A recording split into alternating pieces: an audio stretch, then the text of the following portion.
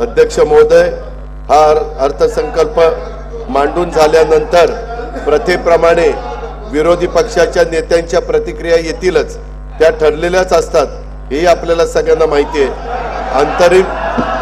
अंतरिम अर्थसंकल्प मांडल्यानंतर त्यांना आपल्या नेहमीच्या प्रतिक्रियांचा थोडासा विचार करायला हवा। आज ज्यांची जयंती आहे त्या कुसुमाग्रजांच्या शब्दात सांगायचे तर, प्रकाश पेरा आपुल्या भोवती, दिव्याने दिवा पेटतसे, इथे भ्रष्टता तिथे नष्टता, शंखच पोकळ फुकू नका, भलेपणाचे कार्य उगवता, उगाच टीका करू नका। राज्याच्या आर्थिक विकासासाठी आणि समाजातील सर्व घटकांच्या कल्याणासाठी शासन सर्वतोपरी प्रयत्न करेल याची खात्री मी देतो। सन 2024-25 वर्षाच्या अंतरिम अर्थसंकल्पास मंजुरी द्यावी अशी विनंती मी सदनाला करतो। जय हिंद, जय महाराष्ट्र, जय मराठी भाषा।